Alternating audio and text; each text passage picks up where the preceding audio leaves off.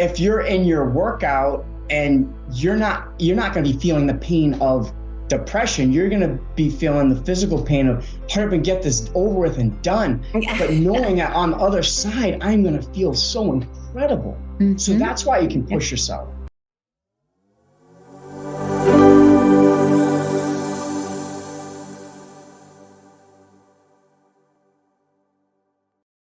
Hey, everybody. Welcome back to Season 3 with Thrive with Sharon podcast.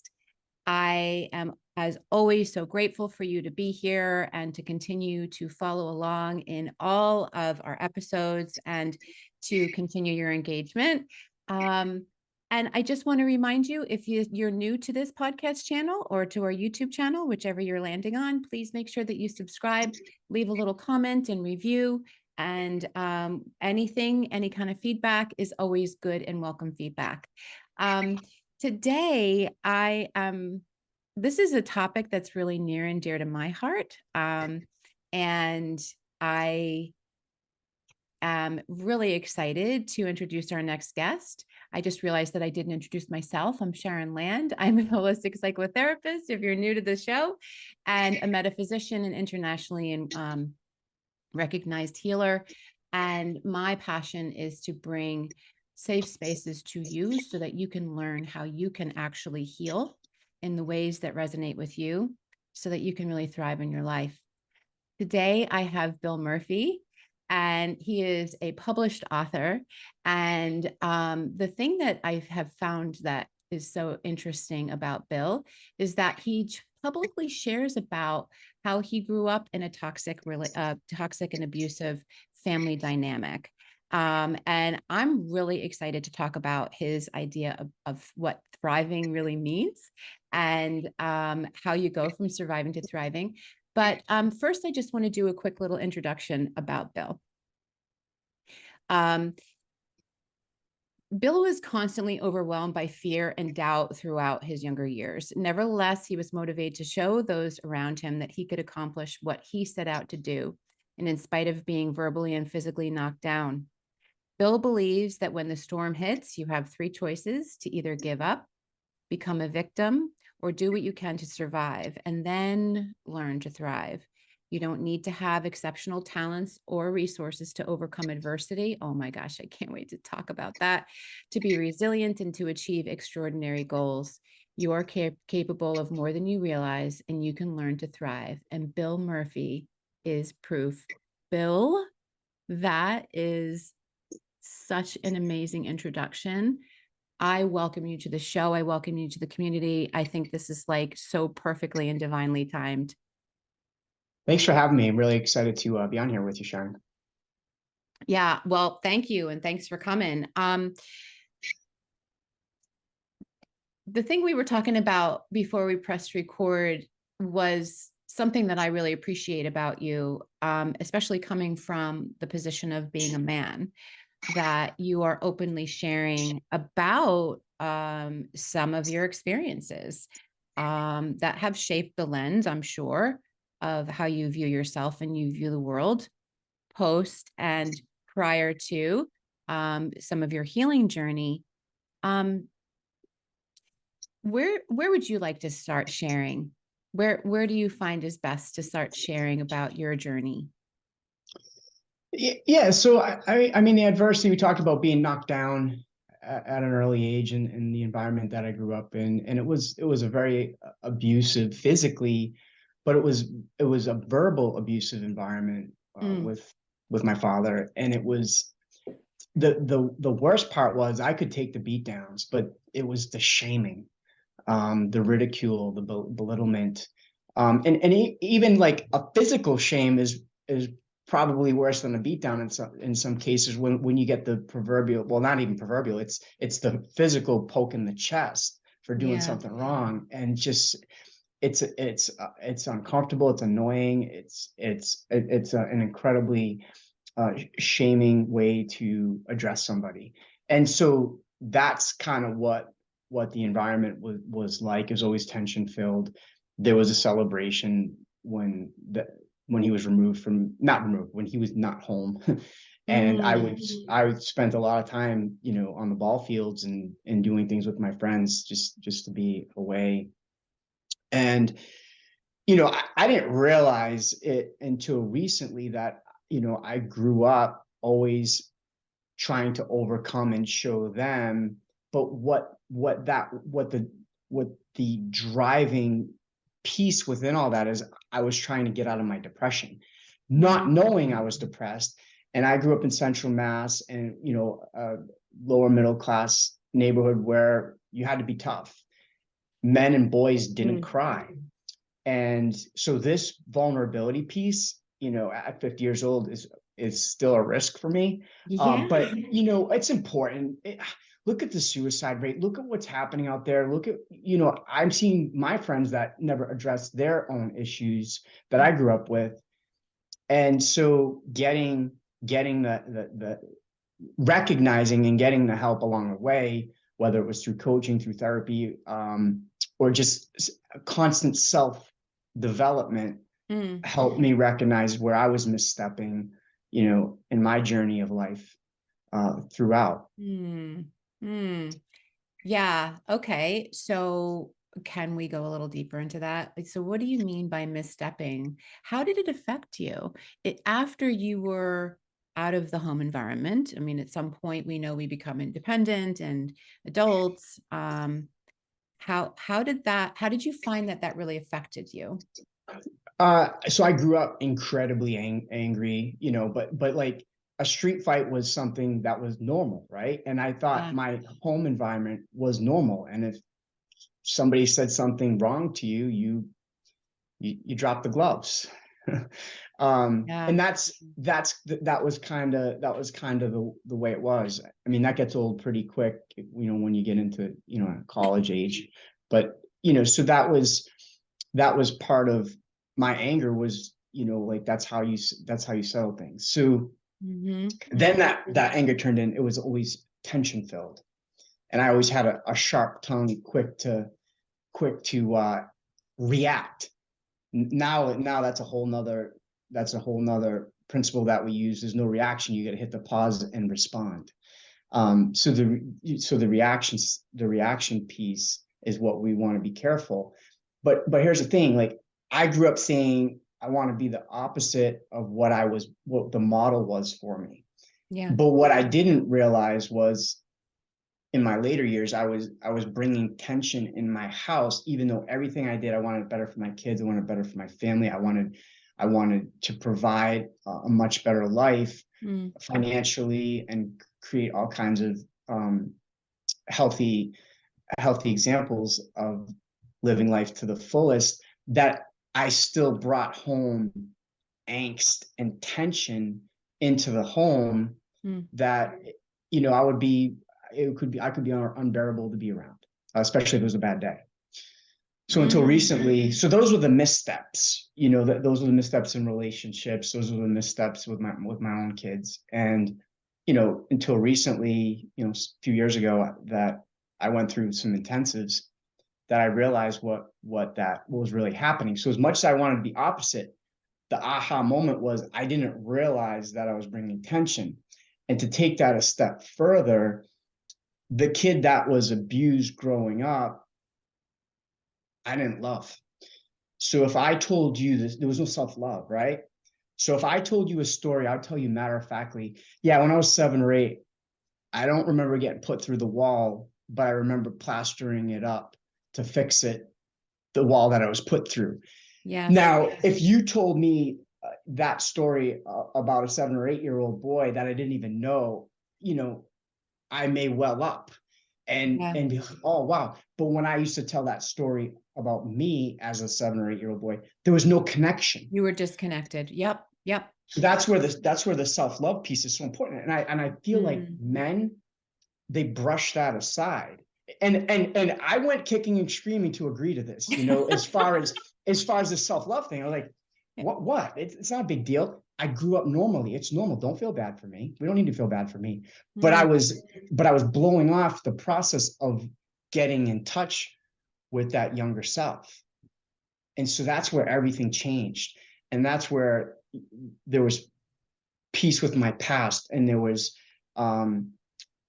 the tensions out, and there's, slow to anger now, and try to hit the pause button if something does bother me, and create, that's the thriving mentality we talk about in the book. Yeah, I want to get to the book in a second. I have to go back to something that you said, because for me, I think that this process is really important to highlight. And especially, in my work with men, that this is a piece that I think can be that the kind of that first step on the ladder for people to understand. So first, you're normal. You speak about your normal, right? So Yes. your normal shaped the way that you saw the world, the way that you felt like it was okay to react, even though there was a part of you that never wanted to be what, that painful figurehead was in your life, in this case, your father. You didn't understand how much things were just like, this is just what we do. Right. Like, Right. this is just how we handle things. This is just how we, you might tweak it a little bit, but your normal was, on some way, like either outward anger or, destructive behavior, or inward. Right. So it wasn't until you, as an adult, I'm hearing, like, went to connect, right, with your wife, with your children, with family, with friends, with professional career, that you were noticing, like, wait a second, like, there's still a disconnect here. There's still, I'm not getting the feedback that I really want. Yeah. Yeah. So when I realized that, so the tough guy image, right? I knew I had depression, but wouldn't admit it. So I gave it my own label, my own, from my own psych background. I gave it my own label of, oh, I have a little bit of anxiety. And dealing with that. So gave it this nice little label of anxiety that I would play around with. And it ended up being, it ended up being, male depression. Right. So Mm, I love to listen to books and self-help books, and all kinds of, put your podcast, when I do my workouts, right? So I was training for the Boston Marathon in 2019, and I listened to Terry Rail. Do you know Terry Rail? He's a psychotherapist. He writes a lot of marriage books, and he wrote the book called "I Don't Want to Talk About It: Men's Depression." He wrote the book 30 years ago, so he's like a pioneer wow. in this. So I read this book, and the biggest takeaway from it was all the abuse he outlined. And you want to talk about vulnerability, he writes this book about that. And he's a world-renowned therapist as well. And when I went to see him, I said, Terry, I was you in that book. Your dad was my dad, but I had it way worse than you did. And he said, in different words, but he basically said, you're screwed. You need to figure this out and get down to an intensive down in Arizona because you're gonna self implode. Having all this suppressed all these years that you just wouldn't admit. And I went kicking and screaming, and how could I possibly leave my work? How could I possibly leave for, a week to do all this stuff? And then you want to talk about anxiety, that really was overwhelming. Yeah. But I went, and that's where I realized what the self-love piece was. And And so there was none. there was none. I still was okay not admitting it. I remember being in all these uh, groups during, and individuals, and everybody's telling a story and crying, and like I was like, I think it was like Jerry Maguire, you're not gonna make me cry, you're not gonna make me cry. So like I would battle that, that I would still hold it in. The where the epiphany is they did an intake down in this intensive, and it was two of the therapists that I saw, the woman therapist that I saw the most. They're doing an intake, and there's 20 of them, 20 of the caseworkers and therapists are in there, and they're telling the story about how my dad used to waterboard me as a baby to get me to stop crying. And I told them that you can't even do that to the Taliban, but I still wasn't connected. So they're telling the story about some of the trauma that I went through. They're crying as if I'm not there, talking about that boy that went through it. And I was like, oh wow, this is real. That does sound pretty bad. And then and it's not overnight. It's a process. It's a therapeutic process that you have to go through to find that. But when you do the work and you get through it, the breakthrough on the other side is just magical. And then that's where, you get everything out that you suppressed, and you can get on with your life and make peace with your past. And that's the first chapter in the book. We talk about making peace with your past. It's self-forgiveness, but it's self-love. And it's also forgiving those that are wronged you. Yeah. And not holding any ill will, because now you're packing that down deep if you're holding ill will against those that have wronged you. So just, whenever I hear, hey, karma's going to get him or her, that's a wrong thing to say. You can't root for karma against somebody, because you're trying to take them down, and you're putting that out in the universe. That's bad juju. You're not going to get the blessings you need when you start putting it out there. Why not send the blessings out there and, wish the best for that person? It's not going to hurt you. It's going to help you. Yeah. So that's kind of where all that came together, with that self-love piece that's so important on breaking through, to put some things that you need to work through aside. Yeah. So it sounds like you had to like deconstruct a lot of what your original beliefs were about yourself, about the way to handle things in life, and what family is supposed to be like, how to interact with other human beings in a variety of different settings. But the most important one is to not that it sounds like your greatest coping tool that you used as a young child was to completely disconnect from the experience. Like, it's not me.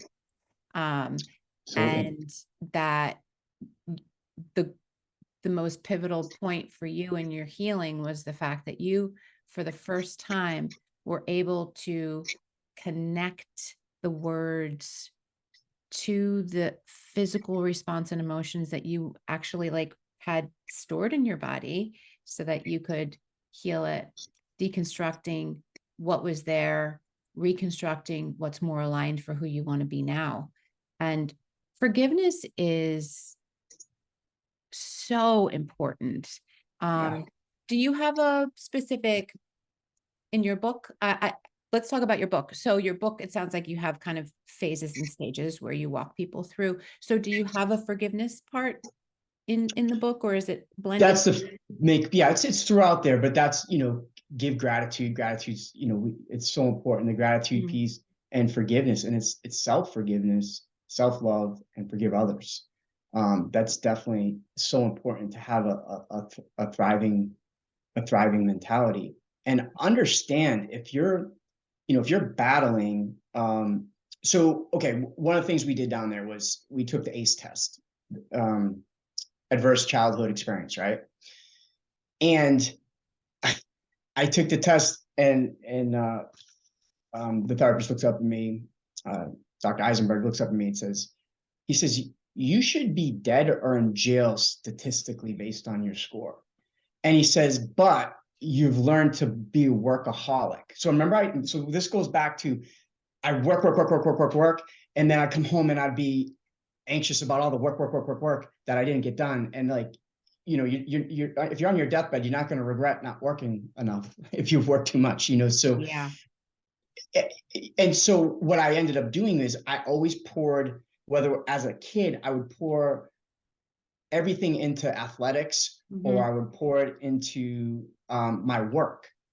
even getting a paper route at 10 years old and just being involved in every single street game or on the field whenever I could. But as an adult, I took that into ultra sports, the endurance sports, the marathons, ultra marathons, Ironmans, the martial arts. And just because, what am I running to or running from? And I had to realize that. But now when I go through my workouts or my endurance things, I get flooded with all this endorphins and dopamine and just all these creative ideas, because you're at a high level. And that's the levels of creation, when you're enthusiastic, when you have joy for life and love and happiness. And then you can get really creative. If you're down and out and in despair and depressed and sad and angry and hostile and revengeful, you can't create from those levels of emotions. You just may want revenge, and that's not productive. So you have to get out of that as fast as you can. And that's where we say from the victim mentality past the survival all the way to thrive, when you experience some of those things. If everything's going well and you're thriving anyway, that's just natural. It's Right. when you have those, when ebbs and flows, peaks and valleys, when you have those down times, is when you have to get out and thrive. Now, if it's a major storm, again, you may have to do some grieving and recognize your emotions and feel some of your emotions and work through getting out of that. But the idea is to move on as quickly as you can. Right, to move through it. And I think that, I think that they say that the average emotion, if we allow it to metabolize through, is like 90 seconds, if we allow ourselves to feel it. But think about how many years you stored emotions that, it's to your report, like you didn't allow yourself to even acknowledge or feel, because you didn't acknowledge yourself in the experience, right? You couldn't. It was part of your survival. You just couldn't. So I think that that's great. And it's not like there's a rush in getting through our healing. Everything is divinely timed, but what I'm hearing is, don't wait. Don't wait. Just let's just do it. Let's do it together. Find somebody who you can, even through the book. I think books are wonderful because the words live on the pages. And you can go back and time again, you can revisit it. And as we continue the ascension, right, going up the ascension ladder, like, we can go back and revisit it and see it from a much different perspective, because we have more time and history in our thriving, right? Right. I also find that, tell me in your experience if you find the same thing, but I also find that, especially for men or those who have maybe a little bit more masculine energy, that performing and work tends to be the go-to, right? If you're lucky. Well, yes, of course. Yes. Yeah. Alcoholism, self-medication, drugs, violence, gambling, obsessive compulsive eating, porn addiction. Like, it's all, when you have that kind of trauma, that's on the table. So I guess I had the workaholism was lesser of the evils of the path that I could have gone down. Oh, yeah. Yeah. Because, we shared, and I shared this prior to us starting to record, that I also had a very significant traumatic childhood, starting from a very young age all the way throughout my entire lifespan development. And there were, in working with different healers and therapists, and they would always look at me and say, like, I don't, so never did hard drugs, you never, and I said, I don't know how, other than the fact that I was just held in the hands of the universe and God, that I went right when I could have gone left so many times. But for me, similar to you, like, I just took it on inside, right? Like, I just stored and stacked it all inside. And it wasn't until I was an adult like you where I made the connection. It was like I took the plug from the lamp and I actually put it into the socket, and I was like, oh, Oh, Yeah. okay. Um, so let's talk about mental toughness and what that means to you, because especially coming from, Central Mass upbringing and that kind of like tough guy on the street attitude growing up, that there is a mental toughness that goes along with that, right? And like, for instance, and also now triathlete and, kind of the higher echelon of athletic performance, mental toughness goes hand in hand with all of that. But what do you mean by that when you mention So, mental toughness? yeah, I think it's not quitting, but allowing yourself to fail, Mm, but fail with learning, fail and get back mm, up and keep going. But don't declare that you're going to do something and not do it because it's too painful. mm, So there's, our workouts should be uncomfortable, right? I mean, that's where the progress happens. And if you're coasting, you're not really building up that stress muscle to get through tough times. And so I think you got to be willing to, schedule the pain, but make sure it counts, because it's way better when you come out on the other side after a tough workout than it is if, you just coasted. So that's kind of how I look at it. Like, it's mm-hmm. like working too. If you're working and you're coasting and you're not really productive, it's kind of swimming in mediocrity. But if you're grinding, you're putting the effort in and you're putting in the work, the reward when you're done is much better. And you're probably going to get promoted. You'll probably have more sales. You'll have more income. You'll have more wealth, because that's putting the work in. It's more uncomfortable a lot of times because the hard work is where you're building um, a little bit of mental toughness, Mm-hmm, mm-hmm, but you're way better off than the people that quit the day because they just didn't want to deal with the discomfort mm-hmm, of what was thrown at them.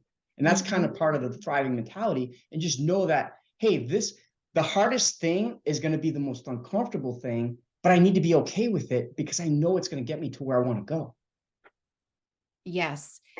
I think that through my experience that dealing with pain, and I love the analogy, especially of the physical workout, because that's how I love pushing myself, and I work out with a trainer, and I do classes, and um I always say that I want to be pushed. I want to be pushed. Not because I want to look like I'm the best or the toughest or the strongest or whatever, but it's about my own connection to discomfort and my history. And that I know that in order for me to build the metaphysical muscle that I Mm. need to learn how to build my own physical muscle. And that it's that mind to muscle connection that when you tune into that, it's incredible, because you can replicate that same energetic patterning in other areas, like you said, to your point of, excelling in your work and so on and so forth. But I find that the thing that is the most interesting in working in trauma, in the trauma space, is that our brains and our bodies don't understand, our nervous systems don't understand the difference between pain of like distress tolerance of something like working out, pushing yourself, and the pain of suffering and things that actually have a negative effect to us on the other side. So what's your experience with that? And I also know that we talked about, and I want you to talk about your own education in this, right? Because you have a master's degree in spiritual counseling. Counseling psych. Yeah. Yeah. I took counseling psych because I wanted to understand why things were so messed up in the psychology and the mentality and what was going on. And I came up with all kinds of narcissistic and borderline personality labels that I was throwing out there at people, just so I could try to understand, like, oh wow, all those characters matter and match up. And so Mm-hmm. that was Mm-hmm. helpful in my journey with understanding where things may have been coming from. Mm. And then so then I started looking at all the defense mechanisms and how people handle things and the reaction formations and avoidance and just everything Mm-hmm. that that took place. And I took that into just understanding, and I would profile people because then I would have that experience now and understand like, Mm. that may be what's going on there. And so Mm. I did that before I got into sales 25 years ago. I was working at a juvenile lockup with some teenage boys. Oh, that's another thing we have in common. That was my very first job out of college. Was I was Really? a counselor at a juvenile detention facility. Yes. Yeah. So, And those were hardcore kids. I don't know mhm. if you had some hardcore, like these were Oh yeah. gangbangers and murder and rape and all kinds of just really horrendous crimes. Mm-hmm. And it was so like you feel you were helping these kids and then they would go out and reoffend or get killed. Mm. And or because they would put back in Boston or in their same environment where they came from. How could you expect them to succeed? And Right. I get sick of, after 5 years. I was like, I can't do this. I love sales, but here's the thing I did with the counseling background is I took it into my sales career, and I Mm. always listened to people's stories because Mm. I'm in the real estate and mortgage lending, and everybody has a story. And so we listen to this story, and it's just a great way to create value by listening to their story. Someone called me up and said, "What's your rate?" And that's all they say. And I answer the question. They're going to call 5 other people. I say, "What are you trying to do?" "Oh man, I really don't want to do this. I'm getting divorced. My wife's leaving me. I'm down and out about it, and I was trying to save the Mm. marriage." And so now you're adding value because you just either became their counselor, their proverbial friend. You just Right. had some value add. So that's Yeah. kind of how, and we should all be doing that in all walks of life, is how can we help, how can we empower, how can we impact and take it there. Right. Service first, and then the money comes. Yeah, so that was the background. What was the second piece of that question? Just what is your take on the concept of distress tolerance and pain, like the different types of pain? Emotional, physical, of course. Yeah. Here's the thing, if it's emotional pain and you're you're putting yourself through it, and you're okay, so let's break it down this way. Can we agree that our emotions can make us sick? Yes.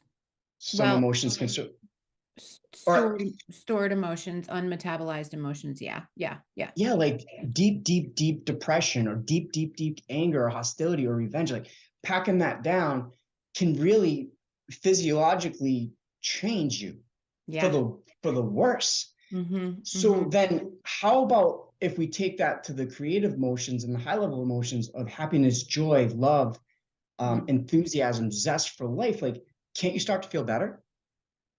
Mm-hmm. Mm-hmm. Yeah. Yeah.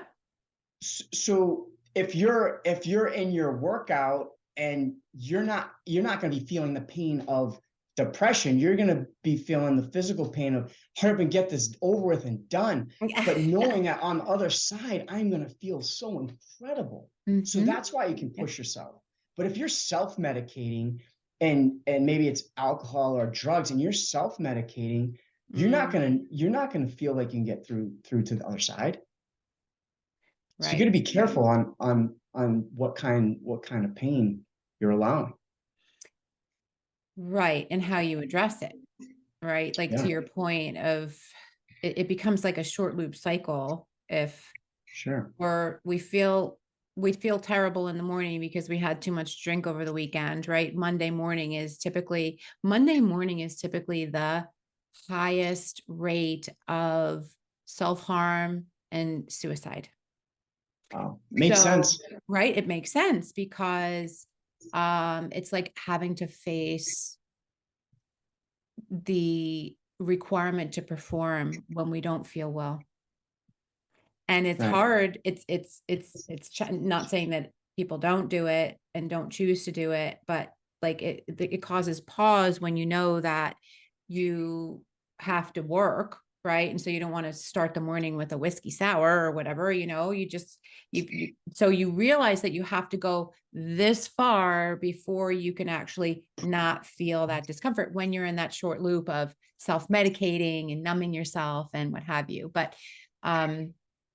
yeah, I do think that though distress tolerance it's going to be a little uncomfortable, maybe because it's new, maybe it's because I have something I haven't done before, maybe it's because I'm not good at this, or I'm telling myself the story that I'm not good at this, maybe it's going to physically hurt, maybe I'm going to sweat and I'm embarrassed when I sweat, like all of the different things, whatever it is.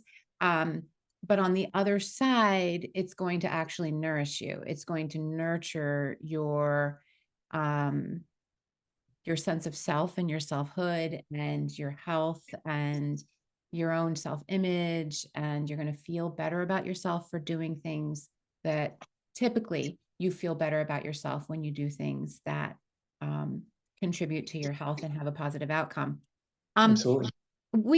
You had mentioned the fact that you had experienced PTSD. And so PTSD is post-traumatic stress disorder, which is a diagnosed, from like the DSM-5, right? So, Yes. but talk to me about what that meant to you. Oh, wow. So remember, I didn't have self-love. I didn't really have a lot of self-esteem. I would plow through things without finesse and I would just put my mind to it and say, I'm not going to quit. I'm not going to quit. I'm not going to quit. I'm not going to quit. So it wasn't pretty.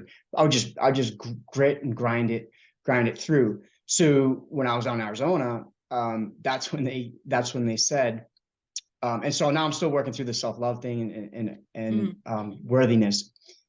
They said, you had such a traumatic childhood.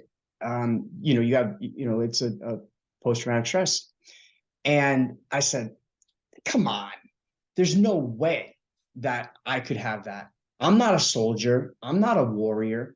I didn't fight on the battlefield. I didn't see my brothers die.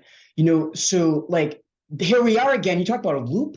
Now I'm back into doubt, unworthy. I'm not even worthy of a diagnosis. And it wasn't because I was too proud. It was because I didn't believe that I could even be that when you put the categories together of what that stereotype is or what that's recognized as. Right, because then you would actually be worthy of help and support. And there Right. was not even that in your belief. And oh God, yeah. So I had a hard time talking about that with anybody.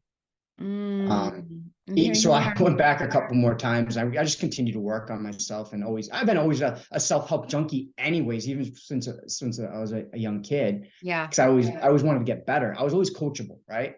And coach me, work with me. I will be so open-minded. If I'm on the field, if it's life, if I'm getting coached in my triathlon training or my martial arts or whatever, like I will take feedback, help me, because I'll listen and work on it, especially when you're qualified.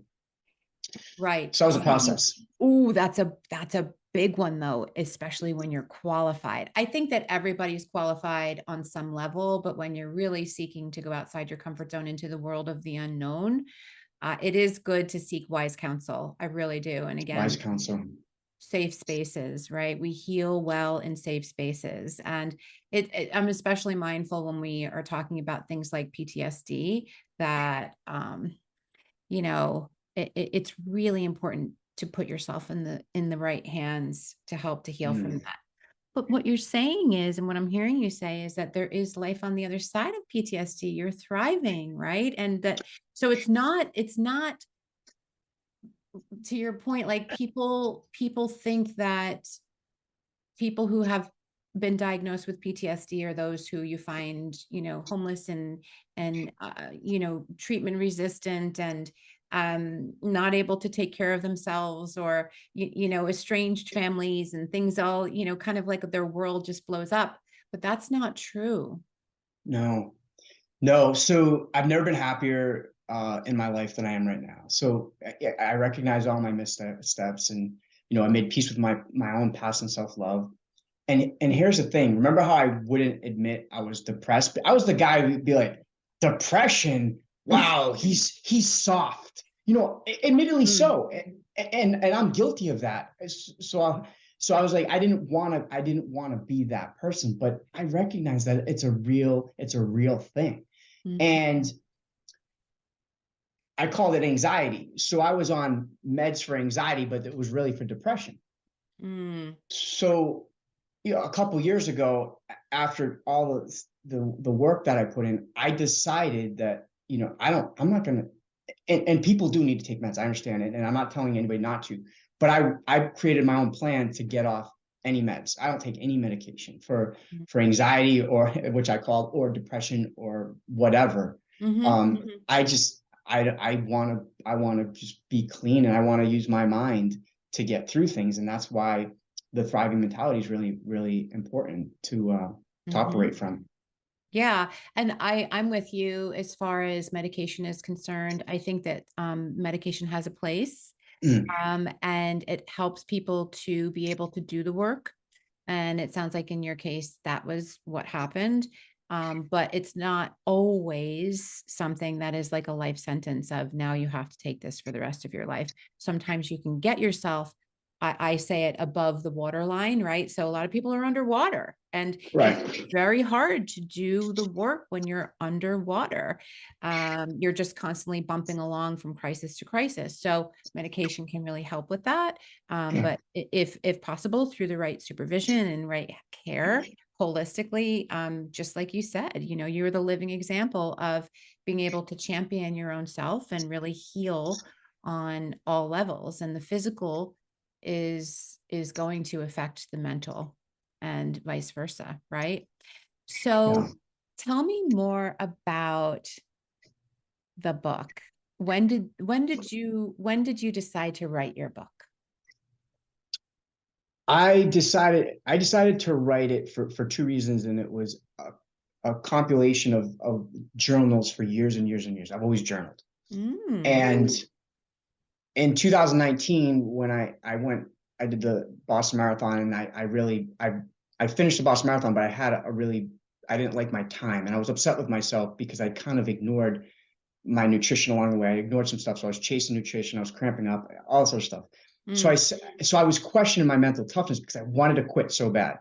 Mm. So then I decided during the marathon, I was so upset with myself that I wanted to do an Ironman in that same year. So this was Boston Marathon 2019 into an Ironman in 2019, and then I was like Googling it, and you needed 2 years or a year to train, and I hadn't swam in 30 years, and I hadn't biked, and, I didn't have a bike, and so I'm like, how am I going to do this?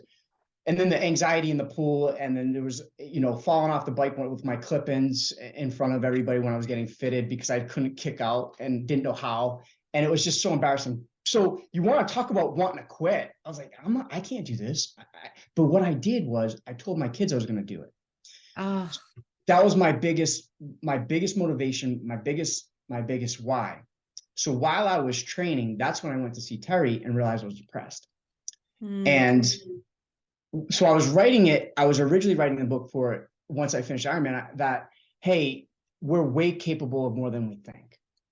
And then the thriving mentality came on because after 2 weeks of doing the Ironman in Florida in November, I'm checking myself into PCS down in Arizona, and they're diagnosing me with trauma and PTSD, and I had that ACE test, and all those memories, by the way, I didn't know anything about some of the memories that came true that I suppressed until I was well over the age of 5. But they wanted us to go deep with our traumas and uncover that.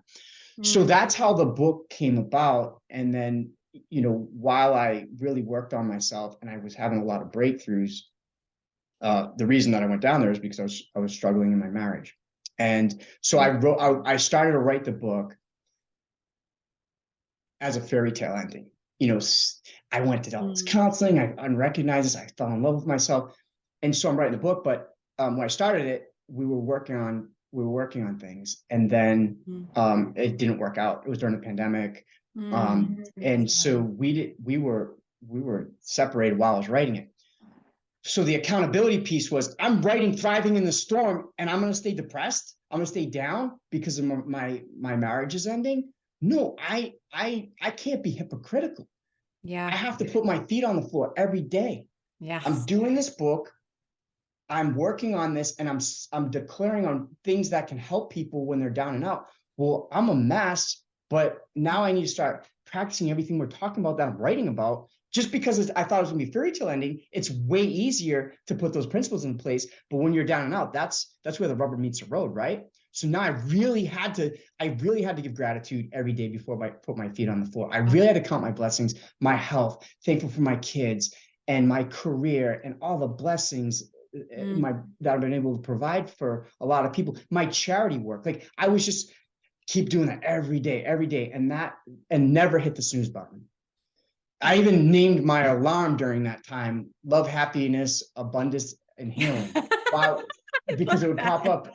It would pop up every morning, and it would say that at me. And there's no hitting the snooze button. You want a thriving mentality? That's Stop right. hitting the snooze button, and just give thanks, give gratitude, do some meditation, journal a little bit, a couple minutes, bookend your day, and that's kind of how that came about. Wow. That's amazing. So are you using the book now in ways where you're helping to serve? So I know you're involved in so many different organizations to help to give back. Tell me about that. Yeah. I've used it for some charitable stuff too, where there's a women's shelter. We did a campaign for them last Mm. month. We're big into the American Warrior Initiative through my company, Fairway Mortgage, and so like this month we're giving some proceeds of the book to American Warrior Initiative. And I'm doing that through some presentations that I have coming up. So yeah, it's all about giving back, right? It's amazing. That's so good. This has been such a great conversation. I think for me, the thing that there's so many different things that I love about it, but one of the things that I love is that um, you're an incredible human being who has gone through some exceptional experiences in your life and traumatic experiences in your life. And it wasn't your mission to write this book so then you could become, so that you could fuel being a coach or whatever. You just wrote it because you wanted to create the happy ending for yourself and to help and serve others. That was the sole purpose, That, I mean, or dual that to purpose. me is just so good. And I also loved hearing the accountability piece with your children. Accountability is so important. And our children are our greatest gifts. I always say that they help you they're magical in so many different ways, and they help you to feel love in a way that you never thought that you could. But they're also the most humbling and sometimes humiliating human beings on the Oh, sure. so it's like you can never really put on airs when you have children, because they'll hit you right down. They'll break you, cut you right off at the knees, and remember who you are. You're my Oh, mother. yeah. Oh, You're yeah. my mother. But I'd love to end our conversation on what it means to you personally and what you think it's important for the world to know, uh, of what it's like to go from surviving to thriving. Well, it's magical. Again, not only mentally do you feel better, but you feel better physically. Yeah. You're able to do more. I mean, when people can break out of the survival mode or the victim mode, a lot of ailments go away. A lot of the back issues or the cramps or the tightness or whatever, like you're able to loosen that up, because usually when you're thriving, you're moving, your body's moving, you're breathing, Mm. and that creates a physiological response Mm-hmm. for the better, for your health. So I really think that matters in being able to make that connection, healthy with your healthy mind and body. Mm-hmm. And to also register if you're in survival mode or if you are just going through the patterns of survival, um, or if you're thriving, and that you can be more mindful and more present with yourself every day, and check in, and it's okay. We wouldn't have it accessible to us to be in survival. I think it's kept us alive for as long as it's kept humans alive Yeah. on Earth. Yeah. But we're not meant to stay there. No. Yeah, No. we're not meant to stay I there. mean, we talk about, morning routine and waking up. I mean, we think, 90% of our thoughts are worry thoughts. If you can catch those worry thoughts in the morning, and change them fast with, some positive emotions or gratitude or whatever, just a quick mental exercise or mental process, change those worry thoughts. Because here's the thing, I actually just checked some research on this. 90% of our worry thoughts don't come true. And the 10% that do are never as bad as they seem. But then break the pattern, because we think 85% of those worry thoughts the next day. Stop. Yeah. Replace them with the greater good thoughts. We just like press play. Our brains just press play on the same thing. Autopilot. It's like, man, just Yeah. like you get to co-create that, and you actually can master that yourself. And that's becoming your own personal, like creating your own self-mastery. And what hits me with regard to you is the fact that you really do like to apply this growth model and this positive psychology model towards all aspect of your life, right? So physical health, emotional health, professional health, relational health, financial health, and you're really the living example on all of those pillars. And it's really great to see. And I'm so grateful that now our community gets to see this too. And I just want most of all for people to feel hope that you don't have to, it doesn't matter who you are, where you are, what role you play, what your professional career, if you're single, if you're married, if you have kids, if you don't, you can heal. You can get to the other side. And it feels good. It does. It feels good to be on the other side. And so Bill Murphy, I'm so grateful to have met you and to now have a new friend, and just for people to really hear this episode. I think that there's going to be some really great feedback. And I am going to place links for people to find you so that they can get your book if they'd like to, and of all of the social media. And please make sure, if you are listening to this podcast for the first time, to like and subscribe, leave a review. Tag me or Bill Murphy if it's this episode, and we'll make sure that we share it in our stories and share it with our communities. But most of all, I am just so super grateful that we are here today and that we get to serve in this way, to be survivors, and to have survived some of the things that you have and that most of us have. Is such a gift that we can be on the other side and to serve. So until the next time, everyone, peace and love, and make sure that you continue to stay connected here.